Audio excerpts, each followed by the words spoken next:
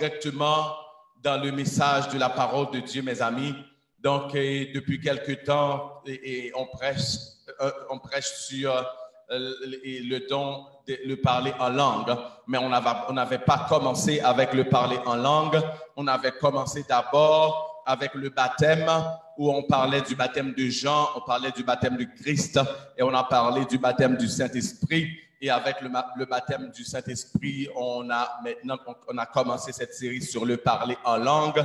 Et récemment, qu'est-ce qu'on faisait? On faisait cette parallèle entre le parler en langue et le don de prophétie, le don des langues et le don de prophétie. Et aujourd'hui, justement, on veut continuer avec notre texte là où on avait quitté peut-être, mais on veut quand même faire un appel pour dire que on avait dit tantôt que le don des langues, c'est quelque chose qui paraît peut-être bizarre pour certains, mais quand tu connais ta parole, la parole de Dieu, c'est impossible de rater cela, car Jésus lui-même, avant de partir, en Marc chapitre 16, avait prophétisé aux disciples, voici les miracles qui accompagneront ceux qui auront cru en mon nom. Ils chasseront des démons, etc. Et à la fin du verset, au verset 16 et 17, verset 16, maintenant, il a dit, ils parleront de nouvelles langues. C'est ce que Jésus avait annoncé. Il a dit qu'ils parleront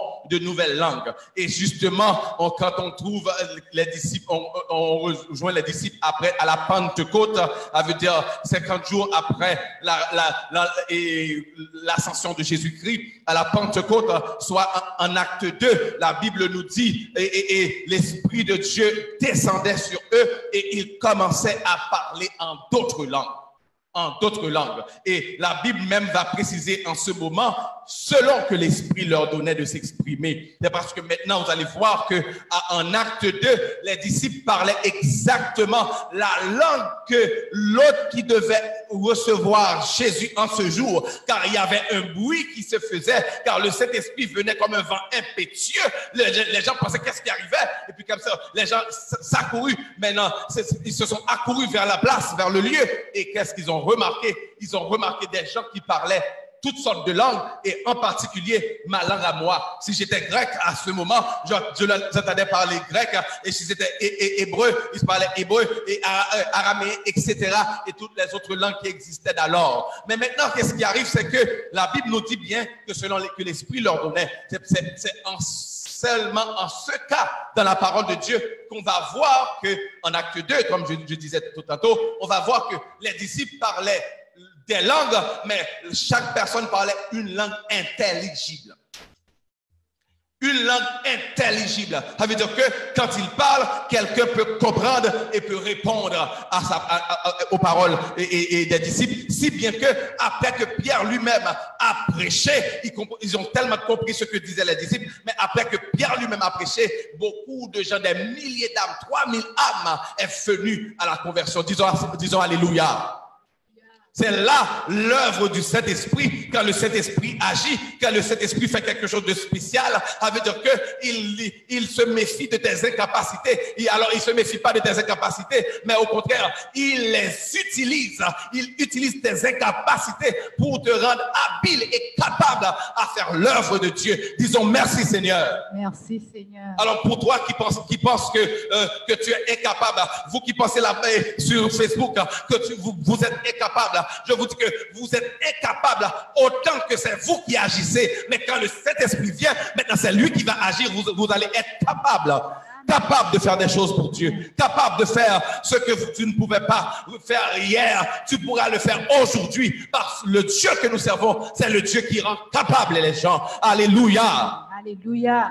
Maintenant, lorsque Jésus a annoncé ce don en Marc chapitre 16, verset 16, et puis il va continuer 17 pour dire, et en mon nom, ils chasseront des démons, et même s'ils boivent un breuvage mortel, ils ne leur feront aucun mal, etc. Vous connaissez déjà ce verset. Maintenant, on veut continuer là où on vous avait laissé dernièrement, pour dire que ce don, c'est pas un don miraculeux qui est venu de nulle part, mais Jésus l'avait prophétisé et annoncé, et les disciples l'avaient expérimenté, et en plus, d'autres gens qui n'étaient pas même des Juifs se sont convertis. On avait pris l'histoire pour vous de Corneille. Corneille qui était un officier romain, mais qui aimait Dieu et qui était bon de cœur, qui aidait les gens, et que Corneille un jour a eu une vision et Dieu lui a envoyé chercher Pierre, et Pierre venu chez Corneille alors que Pierre parlait, et puis Corneille commençait à parler en langue,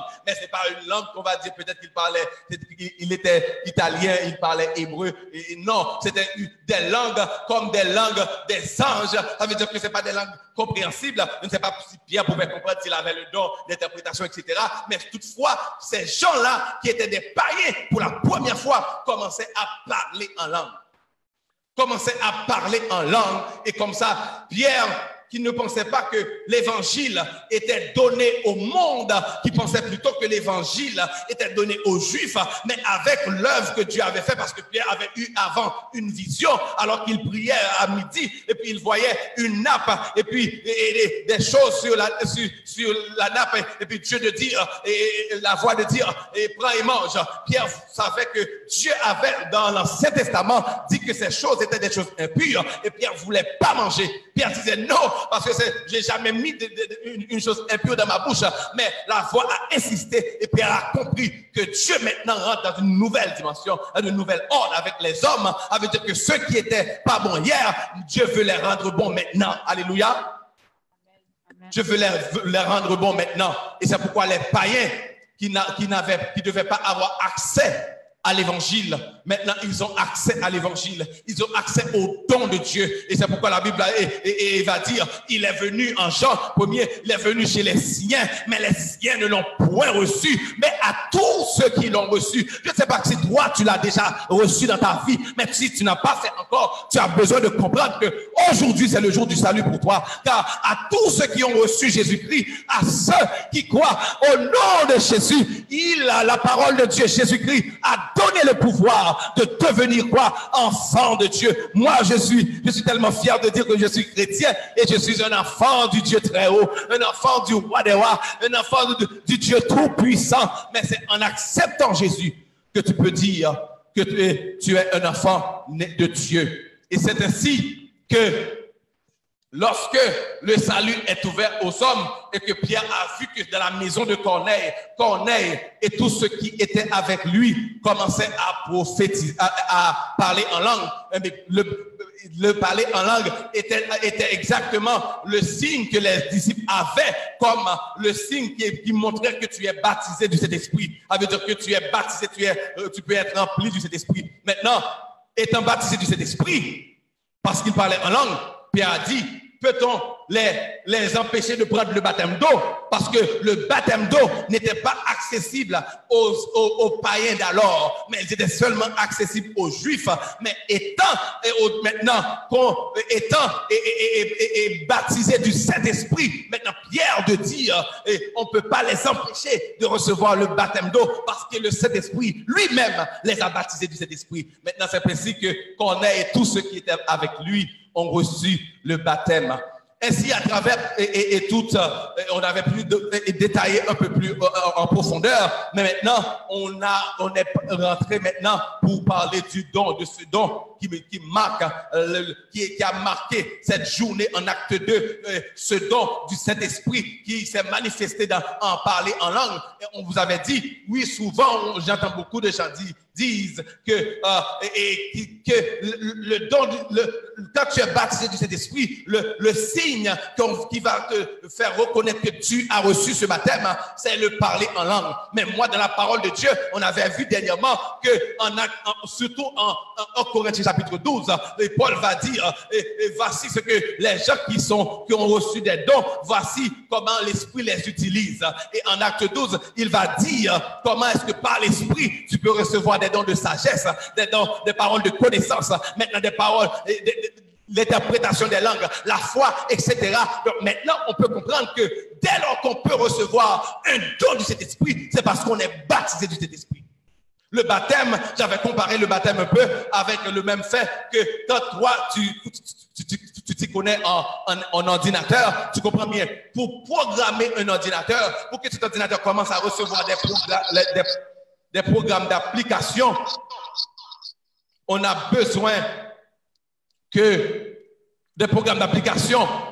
besoin d'abord que cet ordinateur soit, que le disque dur qui va recevoir et tout ce qui va être téléchargé sur l'ordinateur doit être formaté et programmé. Le formatage et le programmage, ça veut dire que le logiciel d'exploitation, c'est le baptême. Le baptême, qu'est-ce que ça fait? Ça te prépare pour recevoir de Dieu les dons du Saint-Esprit. Et dès lors que tu es baptisé, tu as quelconque don, tu es baptisé du Saint-Esprit. C'est ce qu'on avait vu dernièrement. C'est ce qu'on avait vu. Maintenant, on voulait continuer et dernièrement, on avait commencé avec Est-ce que tout le monde entend bien? Est-ce que vous m'écoutez bien là où vous êtes? Parce que j'entends un écho ici. Oui, on Parfait. vous entend très bien, pasteur. Gloire à Dieu. Parfait. Maintenant, qu'est-ce qui arrive? C'est qu'on a vu ensemble et dernièrement comment est-ce que Paul, après avoir prêché en 1 Corinthiens 11, comme j'avais dit, sur la femme et l'homme, sur la Sainte Seine, après avoir continué sur les dons spirituels en Corinthiens chapitre 12, maintenant après avoir continué sur l'amour pour montrer comment est-ce que, en dépit de tous les dons qu'on peut recevoir de Dieu, si on n'a pas l'amour, on n'est rien. Après avoir tout mis au clair pour nous, Paul maintenant va mettre de l'ordre. Et en particulier au chapitre 14, où il va faire cette parallèle pour nous entre le don de prophétie et le don des langues. Et après, au final, il va conclure pour dire, voici l'ordre qu'il faut établir. Voici comment faire les choses. Et dimanche dernier, on a vu qu'est-ce que Paul a dit sur la prophétie et le don des langues. On avait dit aussi que la prophétie, quand on dit prophète, dans ce contexte, on ne dit pas quelqu'un qui annonce les choses du futur. Oui, dans l'Ancien Testament, quand on disait prophète, c'était presque ça seulement qu'on voyait. C'est des gens qui étaient là pour proclamer les oracles de Dieu et qui devaient annoncer les événements du futur. Mais maintenant, quand on parle de prophète dans le Nouveau Testament en particulier, ce qu'on a dit tout à l'heure fait partie, mais aussi celui qui prophétise, qu'est-ce qu'il fait? La Bible va nous dire cela. Il édifie, il encourage, ensuite il console.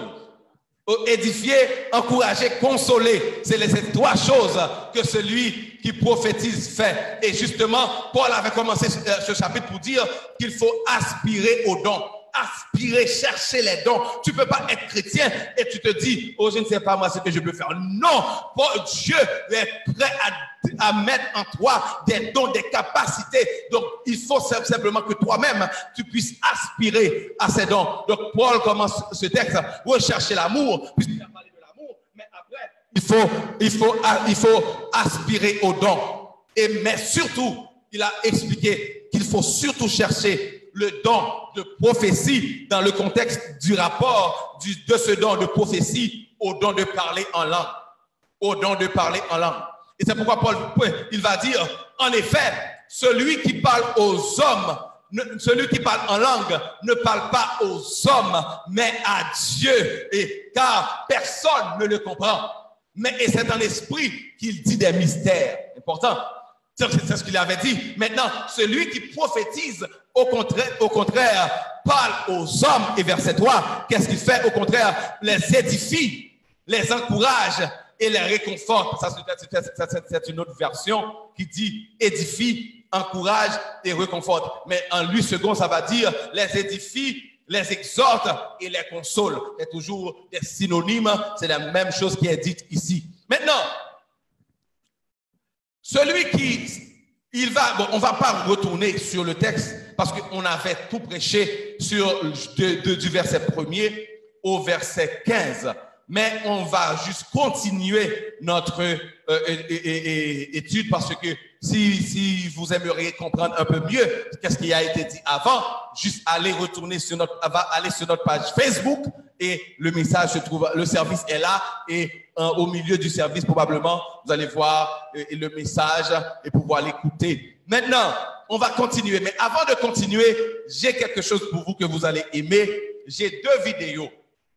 J'ai une première vidéo sur et ce que la médecine a trouvé concernant le parler en langue et la vidéo que je vous avais promise, parlant de pasteur Marcelo qui parlait que lui-même se repentait du fait que lui parlait en langue souvent au micro, mais au final, quand il a étudié la parole, ce que dit la parole sur ce dossier, et qu'il avait tort et il s'est repenti. Maintenant, rapidement, préparez-vous. Je vais préparer cette vidéo pour vous, question de vous permettre de vivre quelque chose d'intéressant sur ce qu'on dit du parler en langue, mes amis, parce que le parler en langue, et on a fait des recherches là-dessus, et c'est vraiment intéressant ce que vous allez suivre maintenant. Écoutons bien, je vais partager pour vous mon écran pour vous jouer cette vidéo. C'est en anglais aussi, c'est en anglais, peut-être que je vais traduire pour vous, donc mais quand même prêtez attention.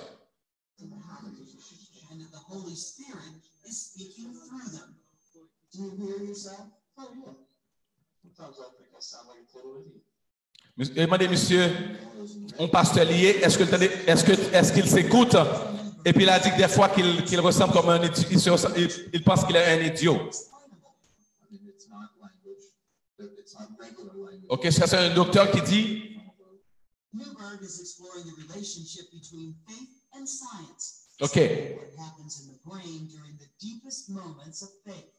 Ok, bon, on tient aperçu juste pour ne pas trop perdu. J'aimerais vous donner un aperçu pour ne pas être perdu par rapport à cette vidéo.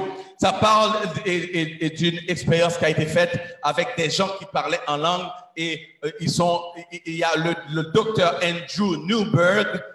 Andrew Newberg, c'est lui de l'Université de Pennsylvanie qui a conduit cette étude médicale sur le parler en langue. Et justement, ça parle, le pasteur, lui qui parlait, il disait combien de fois il parle, mais ça paraît comme du jargon, c'est parce qu'ils ne comprennent pas ce qu'ils disent, mais quand même, ils savent qu'ils ont reçu le don de l'esprit. Mais aussi, le docteur, lui, le docteur Andrew, de dire que c'est pas vraiment une langue comme proprement dit, comme ordinaire, mais c'est une langue qui n'est pas comprise, parce que c'est ce que, alors il va vraiment lui-même expliquer qu'est-ce qui va arriver, mais j'aimerais que vous puissiez prêter attention maintenant au reste. Je ne sais pas si vous écoutez bien la vidéo. Frère Jean-Pierre, le son, est-ce que ça va?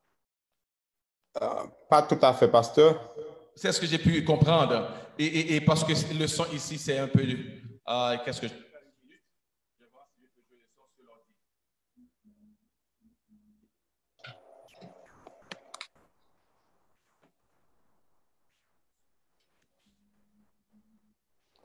On ne vous entend même pas maintenant. Of religion and spirituality, I think we really have to take a look C'est mieux maintenant? how that Oui, c'est mieux.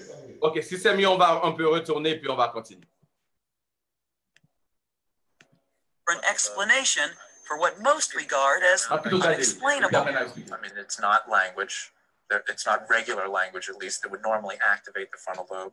Newberg is exploring the relationship between faith and science, studying what happens in the brain during the deepest moments of faith. We're really going to look at this very, very powerful force in human history of religion and spirituality. I think we really have to take a look at how that affects our brain, what's changing or turning on or turning off in our brain. They're going to go around very fast right now. He's recently published a study of Americans speaking in tongues. Remarkably, he discovered that what's happening to them neurologically looks a lot like what they say is happening to them spiritually. Make sure we got your whole head in there. We asked Pastor Jerry Stoltzfus to come to the university to have his brain scanned while he speaks in tongues. This way, we could see the experiment in action. I don't think faith is anything to be afraid of from science. Science validates faith. So bring it on. Whatever the facts are, bring it on. Just go ahead and you can begin prayer. First, he's told to pray in English. Father, I pray for each of the family members involved in this study. Grant them what they are looking for in their personal lives, for their vision and their potential. Then he's told to speak in tongues.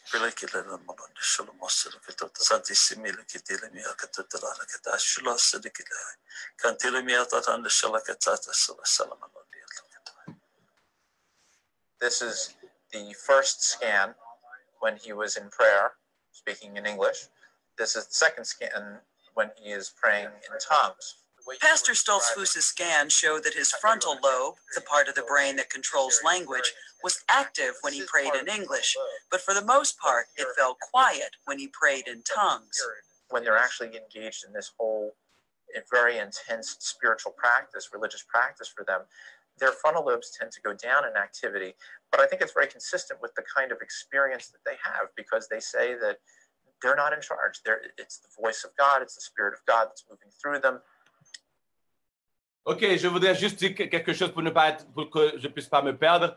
Donc, ça dit que l'expérience qu'il a conduite avec le pasteur, et j'avais le nom du pasteur, qu'est-ce qui arrive, c'est que il a vu que ce que les gens disent du parler en langue, c'est en effet vrai, parce que quand on fait le test, le lobe frontal, et tous ceux qui sont dans la médecine comprennent bien que le lobe frontal, c'est une région du cerveau responsable de la coordination motrice volontaire et du langage. Donc, les mêmes lobes frontales là sont partis devant la tête ou dans le fond, ça fait que des gens, là, on prend choc dans la tête, ou ils sont gaga, ils sont pas capables de parler parce que lobe frontal là dans le cerveau, c'est là une capacité pour faire mouvement et en même temps pour parler. Mais monsieur dit, alors il a dit que lorsque on a fait le test, on voit que lorsque lui, le pasteur parlait normalement la langue anglaise, et puis il y avait de l'activité dans le cerveau, il y avait beaucoup d'activité. Mais quand il parlait en langue, le cerveau, il n'y avait pas beaucoup d'activité, ou peut-être même presque pas du tout, en termes que c'est quelqu'un qui parle, mais qui ne parle pas. C'est parce qu'en fait, c'est un don, c'est le don qui s'exprime à travers nous, mais ce n'est pas nous qui parlons, ce n'est pas nous qui disons quoi que ce soit de nous-mêmes. Donc, ça veut dire que le professeur a pu comprendre que ce qu'ils disent du parler en langue, ça peut être vrai, parce que lui n'est pas là pour appuyer les chrétiens, mais il est là pour voir le phénomène, et en fait, il a conclu que effectivement, que quand on parle en langue, le pasteur parlait en langue, il n'y avait pas d'activité dans le cerveau assez, et par rapport à quand il parlait anglais. Maintenant, on va continuer. Newberg says the results were even more dramatic on subjects who were scanned without a Nightline crew in the room and who were not speaking in tongues on demand, as Jerry Stoltzfus had done. Study participants like Donna Morgan first listened to music, then went to where the Spirit took them.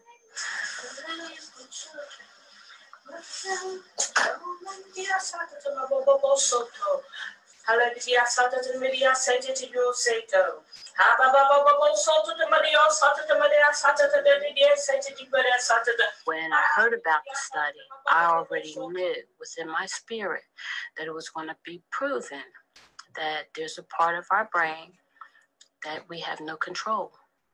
That when the Holy Ghost is interceding for us, we're out of control.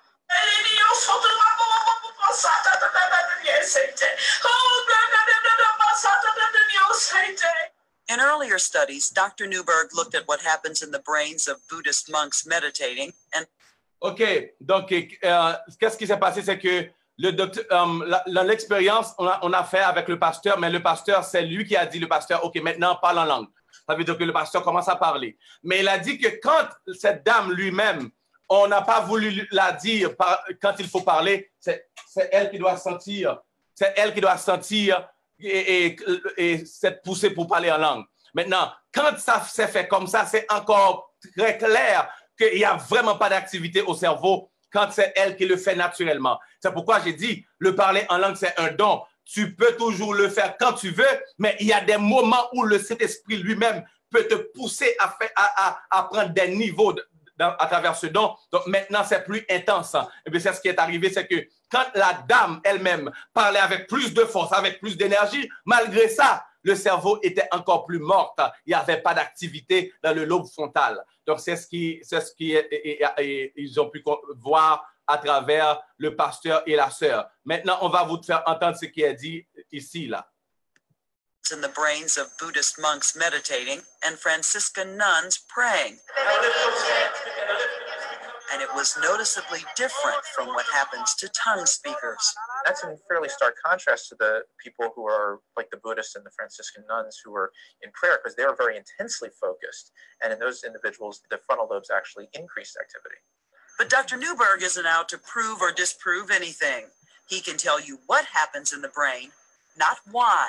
OK, donc, je conclue pour dire que activité ça, docteur n'est pas là pour le dire rien de qui ça, de expérience là, mais il te voulait simplement ouais ça qui a passé dans le cerveau. Et tout à l'heure, il dit que dans l'expérience que vous faites avec les gens qui parlent en langue, contrairement avec l'organe des bouddhistes, ou à imaginer que les bouddhistes pas même parler même, ils ont médité et monsieur d'où le fait qu'il a pensé en pile, cerveau en intense activité, alors que quand quelqu'un parle en langue, elle bouge, elle danse, malgré tout, le cerveau est en repos. C'est pour dire que c'est vraiment pas nous-mêmes, mais c'est le Saint-Esprit qui donne et qui est au contrôle. Donc maintenant, on va s'arrêter là avec cette vidéo. On va continuer. Et je vais activer mon micro encore. Amen. Est-ce que vous m'écoutez maintenant? OK, vous m'entendez bien? Oui. Allô? Est-ce que c'est bon? Oui, c'est bon. OK, parfait. Donc, cette expérience a permis de comprendre que vraiment, c'est pourquoi le pasteur avait dit que lui ne voit aucun mal dans la science. Et aussi, il pense que la science doit et quand même valider ce qu'il est dit dans la parole de Dieu. Et en effet, c'est ce qui s'est passé. C'est que le docteur a conclu vraiment que quand on parle en langue, et nous-mêmes, on n'est pas au contrôle parce que notre cerveau ne fait rien comme activité. Mais c'est alors que les gens qui méditent, comme les bouddhistes, les non-franciscains, etc., qui méditent, le fait qu'ils pensent à quelque chose, ça met leur cerveau en activité. Alors que l'autre parle en langue, elle danse, et puis le cerveau est relaxé. Donc c'est pour dire que c'est pas quelque chose, c'est pas du parole en l'air, mais c'est une vérité que vraiment, quand tu parles en langue, tu n'es pas au contrôle. Maintenant, on va continuer pour vous, à travers on avait fini dernièrement avec le verset 15. Et lorsque Paul disait, que faire? Je prierai avec mon esprit, mais je prierai aussi avec mon intelligence. Je chanterai avec mon esprit, je chanterai aussi avec mon intelligence. Donc, parlant de comment est-ce que c'est même pas nécessaire de parler en langue quand tu as le micro devant l'église, car tu n'aides pas trop, parce que quand tu parles pour toi-même. Alors pourquoi quand tu parles pour toi-même et tu le fais pour toute l'église puisse t'écouter, alors que les gens comprennent rien? C'est ainsi que Paul disait que ce don-là, c'est pour toi-même, pour que tu puisses glorifier Dieu et pour donner d'excellentes actions de grâce à Dieu. Mais le don, si tu veux parler à l'église, tu dois parler par prophétie. Et quand il dit parler par prophétie, ça veut dire que tu peux avoir un encouragement, une édification, une consolation à donner au peuple. Maintenant, au verset 16, ça dit, en effet, si tu prononces une bénédiction avec ton esprit seulement, comme celui qui fait partie des simples auditeurs, comment celui qui fait partie des simples auditeurs pourrait-il répondre Amen à ton Amen à ton adoration? Donc ça veut dire que Paul ici, il montre que puisque les gens ne vont pas pouvoir comprendre et même dire Amen à l'adoration que tu vas offrir à Dieu ou à la parole que tu vas prononcer pour eux parce qu'ils ne comprennent rien, alors mieux vaut ne rien dire du tout. Et au verset 17, il va dire quoi? Certes, tu prononces une belle prière de reconnaissance. Alors, je ne sais pas si tu as la version que j'ai, mais ici, c'est la version Semeur. Mais vous avez sûrement la version Louis II. Le français est un peu différent, mais le fond, ce qui est dit, c'est la même chose. Maintenant, certes, tu prononces, verset 17, une belle prière de reconnaissance, mais l'autre n'est pas édifié. Oui, quand tu parles en langue, c'est un peu très intéressant, c'est beau, c'est une belle prière, mais la chose c'est que le peuple n'est pas édifié, l'église n'est pas édifiée, l'église ne peut pas dire Amen parce qu'ils ont compris quelque chose. Et verset 18, je remercie mon Dieu de ce que je parle en langue, plus que vous tous. Alors Paul ici va dire, quand je parle comme ça, c'est pas parce que j'ai un problème avec le don de parler en langue. Au contraire, moi je donne gloire à Dieu que je parle plus que vous tous. Je vous avais dit que c'était là, ce verset. Donc au verset 19, il va dire, mais dans l'église, j'aime mieux dire 5 paroles avec mon intelligence afin d'instruire aussi les autres, plutôt que 10 000 paroles en langue. Important. Si tu fais le rapport mathématique, tu vas comprendre que si dans un service, tu dois dire quand même quelque chose en langue, mais maintenant, il te sera difficile de trouver un moment précis parce que Paul, lui, préférait dire 10 000 paroles par prophétie, ou bien avec son intelligence, que 5 paroles en langue, pour dire que la parole en langue n'est vraiment pas importante. Dans le service, quand tu es devant les gens, la parole en langue n'est vraiment pas importante. Et on voit maintenant qu'est-ce qu'il fait, c'est le contraire. Parce que qu'est-ce qui arrive, c'est que les gens, les gens aiment tellement ce don, ils sont tellement captivés que l'autre parlait tellement clair, on pouvait comprendre ce qu'il dit, mais une façon de mobiliser les gens, ou de leur faire bouger pour commencer à parler en langue, alors que ça ne fait que faire des émotions, que vous faire exprimer des émotions, mais au final, tu ne reçois rien réellement parce que celui qui parle en langue, tu ne comprends rien de ce qu'il dit. Même lui-même, des fois, il ne comprend même pas ce qu'il dit parce que c'est à Dieu qu'il dit des mystères. C'est à Dieu qu'il le dit et ce sont des mystères, des choses que l'on ne peut pas comprendre. Maintenant, verset 19, verset 20. Frères et sœurs, ne raisonnez pas comme des enfants. Au contraire, pour le mal, raisonnez, soyez des bébés, mais par rapport au raisonnement, soyez des adultes. Ça, c'est pour mettre l'emphase sur les gens qui vont dans quelque chose qui n'est pas correct et puis qui vont, comme j'ai ma position. Non, sois des enfants. Dans le mal, reste calme. Laissez les gens t'instruire et puis comme ça, toi-même, tu pourras te retirer de la situation. Mais en tout ce qui est du domaine du raisonnement, soyez des hommes faits. Quand on va te questionner, montre que tu connais la parole de Dieu et tu t'appuies sur la parole. Maintenant, verset 21. Il est écrit dans la loi, c'est par des hommes, c'est par des hommes d'une autre langue et par des lèvres étrangères que je parlerai à ce peuple. Et même ainsi, ils ne m'écouteront pas, dit le Seigneur. En fait, ici, là, c'est pour Paul explique que le parler en langue, des fois que tu ne comprends pas, c'est comme quelqu'un qui te parle dans une langue étrangère et que tu ne comprends rien.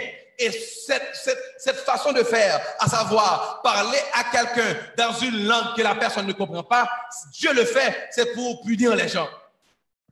C'est ce qui est dit ici, là, et je vais relire.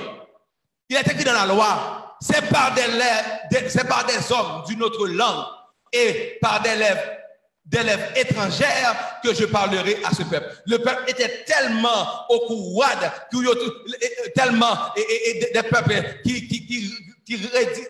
qui désobéissaient à Dieu. Maintenant, Dieu, qu'est-ce qu'il fait? Dieu, parce qu'il parlait par intelligence avec les prophètes, ils ne voulaient pas écouter. Les prophètes leur déclaraient les oracles de Dieu. Ils ne voulaient pas écouter. Maintenant, Dieu va envoyer des étrangers qui parlent d'autres langues leur parler. Ça veut dire qu'ils ne vont rien comprendre. Et ces étrangers, la chose va arriver. C'est les Assyriens qui ont envahi Israël. Et ces gens, les Israélites ne parlaient pas leur langue. Et comme ça, les Israélites étaient battus et pris pour aller en esclavage. Donc, quand quelqu'un te parle dans une langue que tu ne comprends pas et prend plaisir à le faire, cette personne ne comprend pas ce qu'il te fait. Cette personne ne comprend pas, c'est plutôt une forme de malédiction. C'est ce que ça dit ici. Parce que Dieu veut maudire le peuple, punir le peuple. Il envoie quelqu'un qui parle une langue étrangère. Mais, si donc, verset 22, par conséquent, les langues sont un signe non pour les croyants. C'est pourquoi, par rapport à ce que je viens de dire, alors ce que j'avais dit tout à l'heure, vous pouvez trouver ça dans Ésaïe 28, verset 11, où on va montrer que Ésaïe va déclarer que c'est parce que Paul a dit, il est écrit dans la loi, et où on trouve ce texte, c'est dans Ésaïe 28, verset 11. Maintenant, par conséquent, les langues sont un signe non pour les croyants, mais pour les non-croyants. Les langues sont un signe, non pour les croyants, mais pour les non-croyants. Beaucoup de gens vont pas simplement à l'église. Beaucoup de gens refusent même d'aller dans un service. À ces gens-là, à chaque fois, il ne cesse que parler du chant. Moi, je ne vais pas. Puis ces gens-là, qui sont des gens déjà méchants dans leur cœur, Dieu voulant, comme il a dit ici, et leur infliger une punition, et puis il va dire que les langues sont un signe non pour les croyants, parce que quand tu crois, tu vas aller quand même, et tu vas quand même si les gens vont parler, tu ne vas pas comprendre, mais tu vas juste recevoir ce que tu peux comprendre. Quand on parle par prophétie, tu reçois, et on parle en langue, et puis ok, on parle en langue. Mais les gens qui ne sont des non-croyants, qu'est-ce qu'ils vont faire? Qu'est-ce qu'ils font là ici? Moi, je m'en vais. C'est pourquoi ça dit, les langues sont un signe non pour les croyants, mais pour les non-croyants. Donc les non-croyants, ils sont troublés en écoutant des gens parler des langues qu'ils ne comprennent pas. Et c'est souvent des gens que Dieu veut punir parce que déjà dans leur cœur, ils ne sont pas corrects, donc ils ne vont pas recevoir le salut.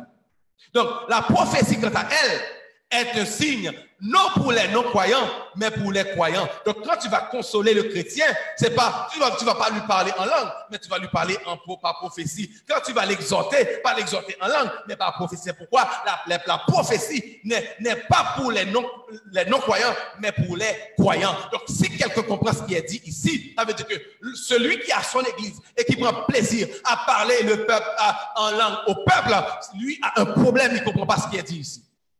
À moins qu'il ne veut pas obéir, à moins qu'il ne veut pas obéir à ce qui est dit, ou parce qu'il pense qu'il a une révélation supérieure à ce qui est dit ici. Mais autrement, celui qui fait autrement de ce qui est dit ici, il n'obéit pas à la parole de Dieu. Alors, à cette parole en particulier.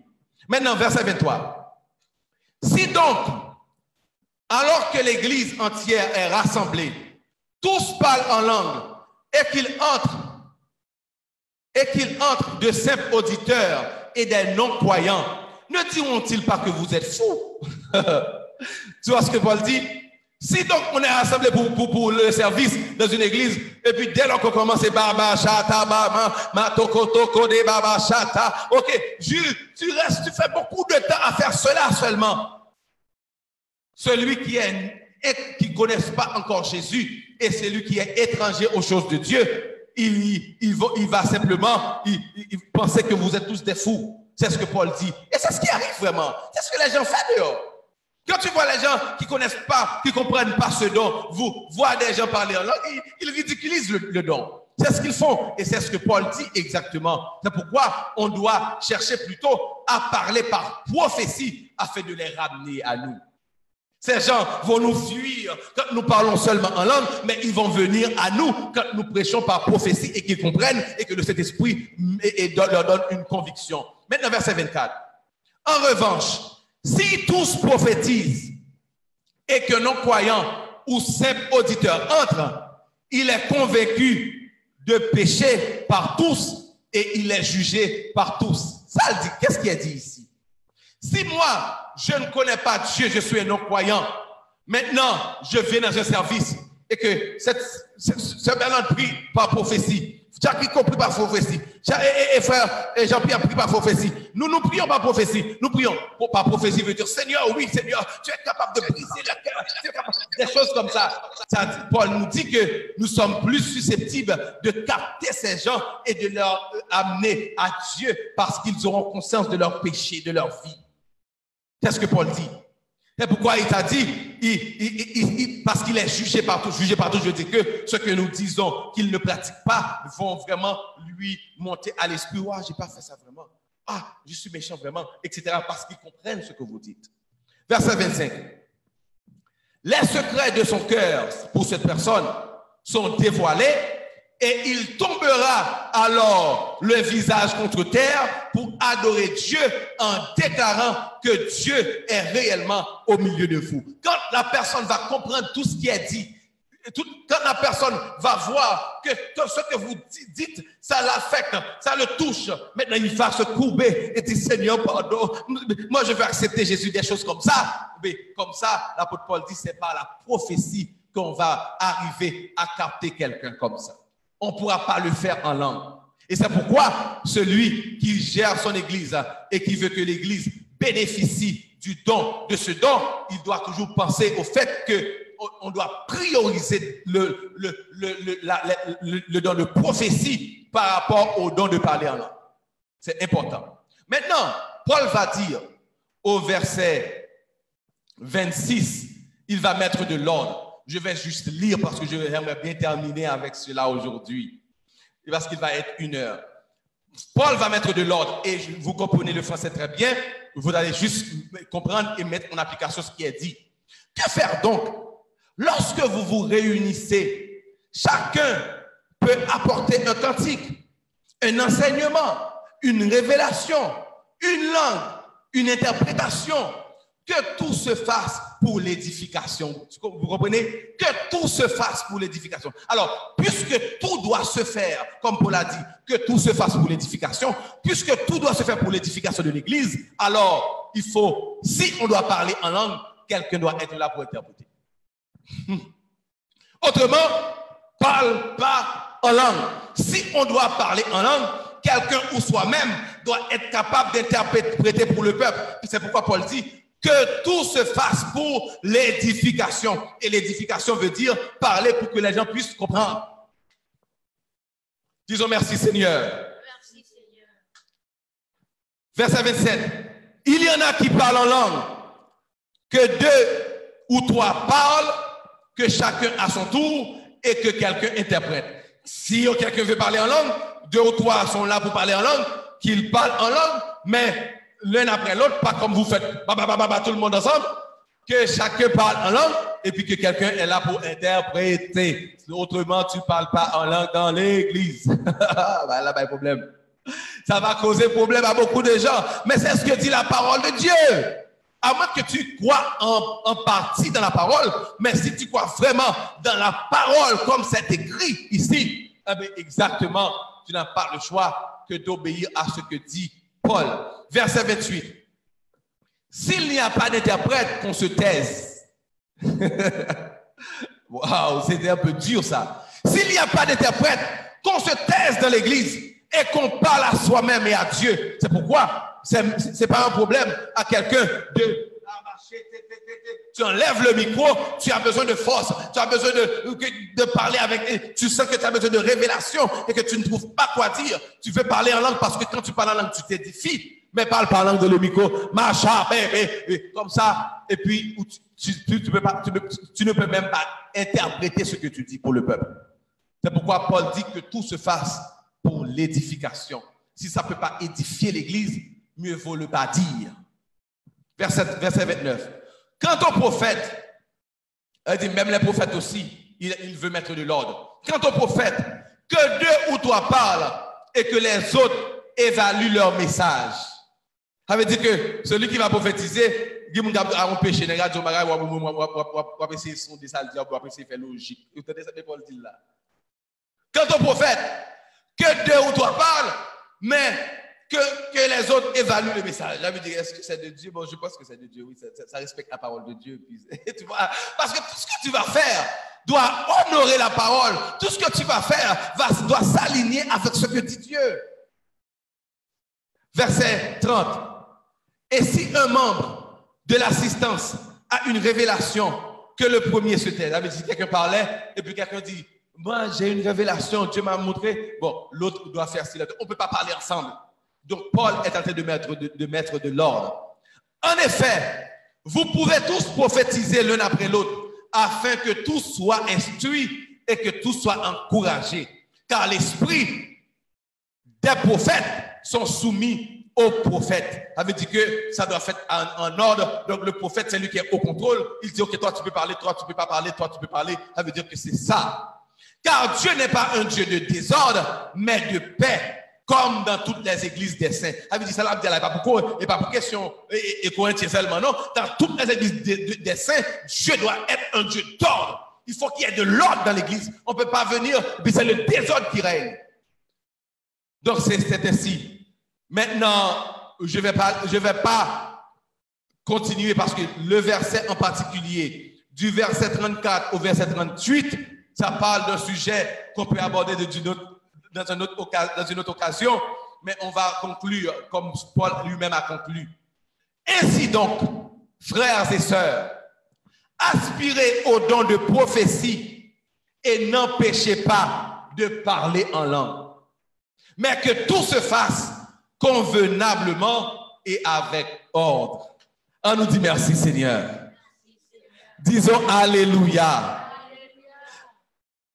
Ainsi donc, frères et sœurs, aspirez au don de prophétie et n'empêchez pas de parler en langue, mais que tout se fasse convenablement et avec ordre. Alors, c'est ainsi que Paul conclut son message. Maintenant, je vais vous faire écouter pour conclure, ce que lui-même a dit, le fameux pasteur qu'on connaît très bien, le pasteur Marcelo, lui-même qui a fait une intervention sur ce sujet que vous allez aimer. On va conclure maintenant. Écoutez ça.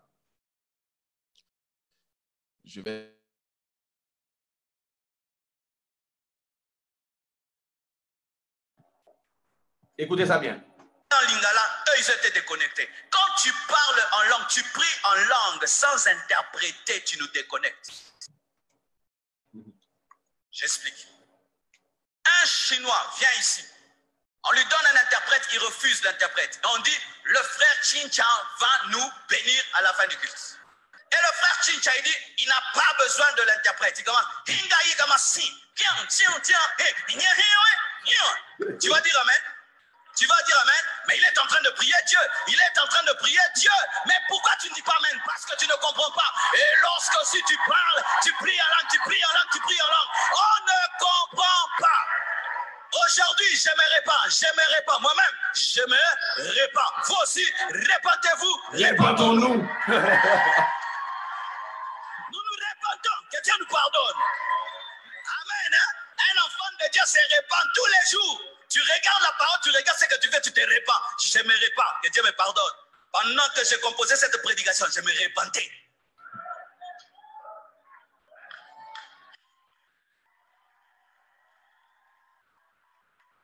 Je vous assure, si on pouvait poser des questions aux nouveaux convertis, poser des questions aux païens qui viennent dans nos églises et les langues bien aimées, nous les scandalisons. Pourquoi? Ce n'est pas important.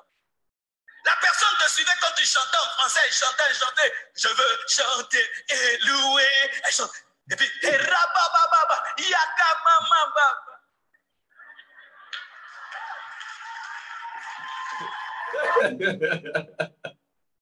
Amen. Donc, c'est ça.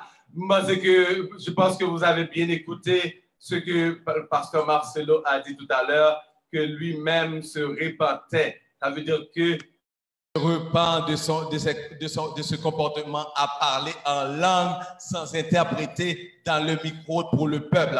Oui, quelqu'un peut, on dit tout le monde de prier, c'est une prière commune, une prière qu'on peut faire ensemble. On peut tous prier et lui peut prier en langue parce que c'est lui qui parle à Dieu, c'est pas mon affaire. Mais quand il a le micro pour prier, il peut pas juste dire toute la prière se fait en langue. C'est pas correct. Et même des CD sont sortis en langue, des CD de prière en langue, même des chants en langue, etc. Oui, l'harmonie est intéressante, les paroles montrent qu'il y a peut-être la vie, mais quand même, il y a un problème, c'est que personne ne comprend rien de tout ce que tu dis. Alors, mon frère, ma soeur, c'est un moment de vraiment réfléchir et de dire, oui, beaucoup de choses se font à l'Église, mais la chose, c'est que, est-ce qu'ils se font de la manière, à la manière de la parole, à la façon que prescrit la parole? Mais si ce n'est pas fait ainsi, maintenant, c'est important et de vraiment retourner à la parole, de se repentir, comme a dit notre pasteur, et maintenant de dire « je me répands » et de pratiquer la parole correctement. N'oubliez pas que Paul a dit « je parle en langue plus que vous tous », alors qu'à Corinthe, les gens parlaient beaucoup en langue. Mais Paul dit « ok, vous parlez beaucoup, mais moi je parle en langue plus que vous tous ». Ce qui veut dire que Paul n'a aucun problème avec le parler en langue, mais que ça soit fait en ordre. Je vais vous dire, dans votre chambre, chez vous, quand vous priez, un moment de prière, quand vous parlez en langue, c'est la meilleure prière que vous pouvez faire. C'est la prière que vous pouvez faire parce que vraiment, quand tu parles en langue, tu t'édifies et tu donnes d'excellentes actions de grâce. Mais dans l'église, mieux vaut dire des choses que les gens comprennent. C'est ainsi que nous arrêtons avec cette série de messages sur le baptême et les langues, en particulier le parler en langue et notre rapport entre les langues et la prophétie. Rapidement, on va chanter et on va passer à la Sainte Seine. Question de vraiment communier ensemble, mes amis. On va chanter encore ce chant à Golgotha sur une croix, le même chant qu'on a chanté tout à l'heure. On va conclure bientôt, vous qui nous suivez en ligne. Et vous pouvez partager ce message, vous pouvez aider quelqu'un à comprendre ce que la Bible dit réellement sur ce qui concerne le parler en langue. Donc comme ça, nous allons nous communier. Je ne sais pas si vous êtes prêts, si vous avez votre pain avec vous et votre vin, mais on en avait annoncé cela. Donc c'est le moment, on va le faire maintenant. Donc prenez rapidement et posez les espèces qu'on va manger ensemble et on va chanter avant de passer à la Sainte Seine. Jacques Rico va faire la première prière et puis moi je vais conclure.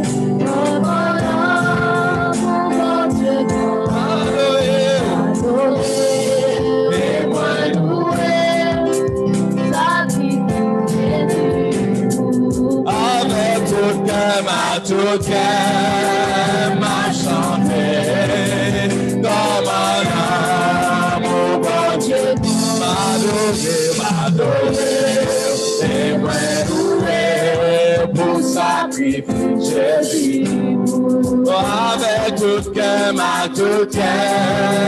m'a chanté comme un amour de grand, m'adorer et louer au sacrifice Jésus.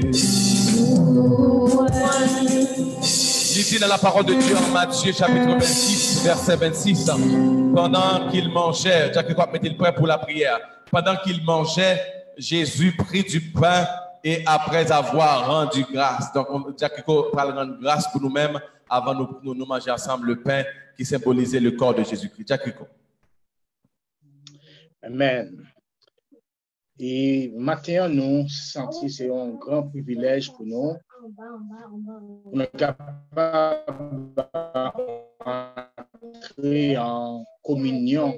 Jésus-Christ besoin de bénir au monde, le besoin de faire un bagage grand dans la vie, le besoin de guérir maladie, ou bien les besoins de faire un bagage extraordinaire dans vous, mais le plus souvent, toujours manger à table, et toujours bon côté, et toujours ensemble.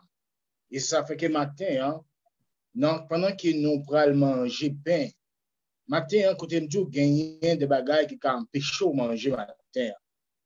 Et c'est un symbole lié.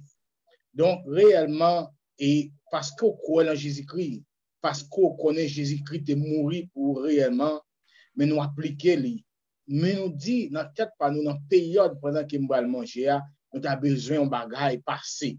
C'est sûr que chaque monde dit un bagaille.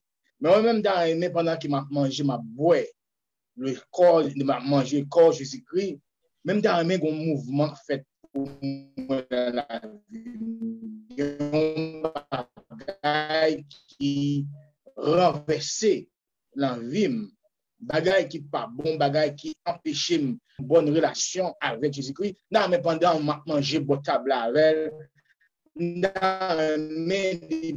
pour profiter de l'occasion pour Jésus-Christ faire un bagage. Par contre, ce qui sort dans le faire pour vous, même dans le même il y a soif qui pas jamais fini. Il y a l'amour, il y a justice qui pas jamais fini. Dans le Jésus-Christ, changer vie complètement.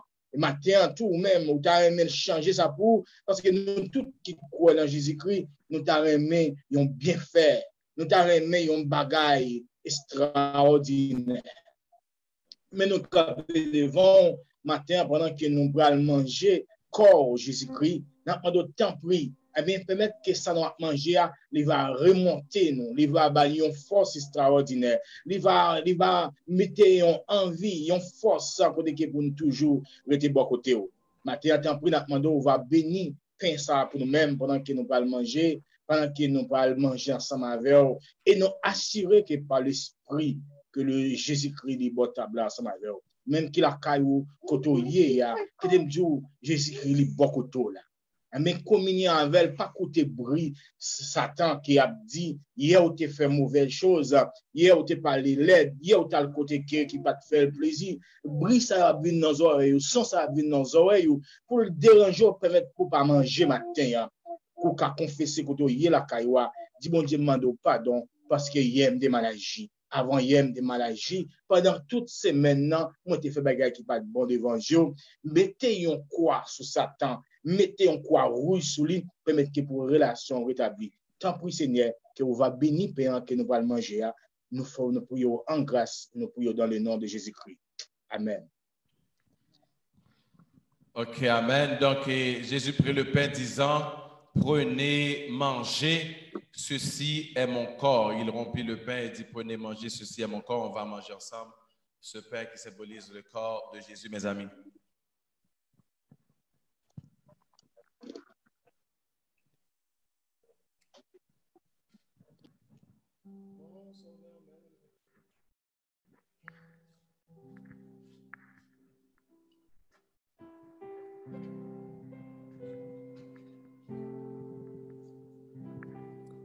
Mon sauveur m'aime, qu'elle ferma lui pour ma foi.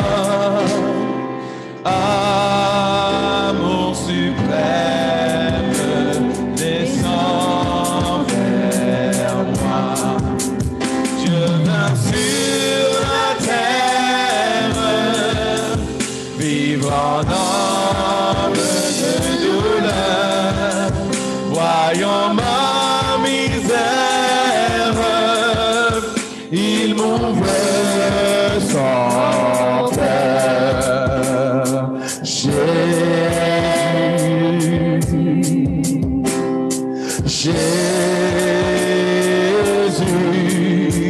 qui peut s'en de ton amour.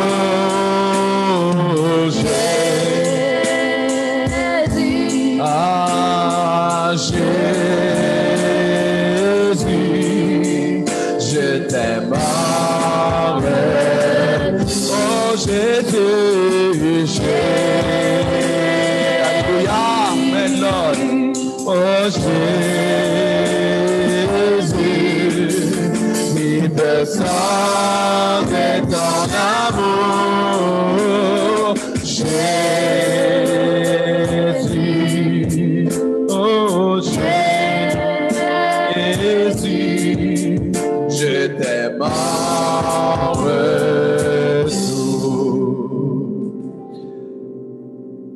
Matthieu 26, 27, Jésus, il prit ensuite une coupe Et après avoir rendu grâce, Père de gloire, nous te disons merci pour tous les bienfaits, les grâces, les multiples grâces envers nous.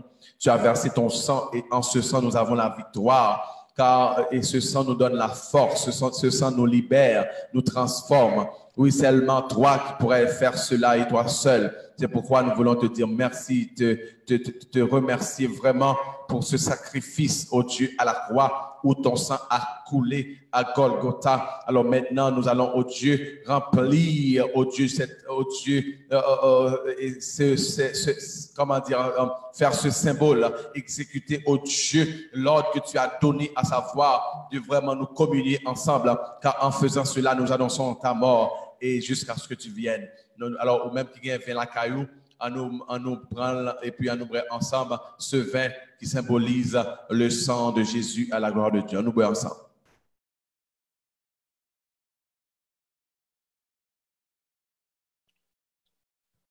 Jésus,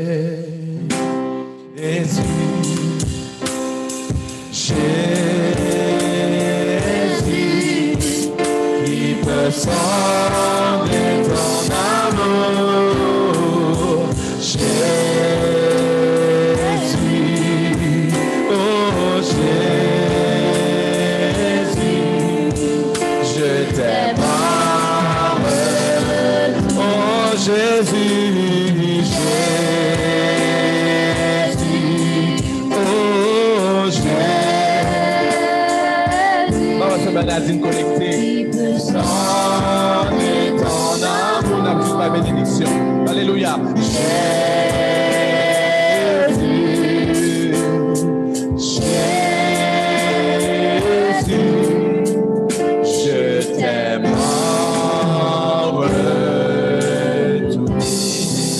Ensemble, alléluia. Disons merci Seigneur. Merci Seigneur. Louange à toi Jésus. Louange à toi Jésus. Louange à toi Saint-Esprit. Merci Seigneur. Alors, dans le psaume 119, verset 175, ça dit que mon âme vive et qu'elle te loue et que tes jugements me soutiennent, que mon âme vive et qu'elle te loue et que tes jugements me soutiennent. Que sous ces paroles nous recevons la paix, la grâce, la douce et intime communion de l'Esprit de Dieu reste et demeure sur toi, sur ta famille, sur ta maison, sur le ministère dès à présent éternellement. Amen. Bon Dieu béni, ou même qui la caillou baille une l'autre la main. Bon Dieu béni, nous te contents de gagnons. Nous baille bon Dieu gloire pour un moment béni. Ou même qui sur Facebook, n'a pas bye bye, partagez la ça et puis à la prochaine, à dimanche prochain et ou même qui sur Zoom, nous allons faire salutation ensemble. Bon Dieu béni nous, bye bye. Bonne semaine.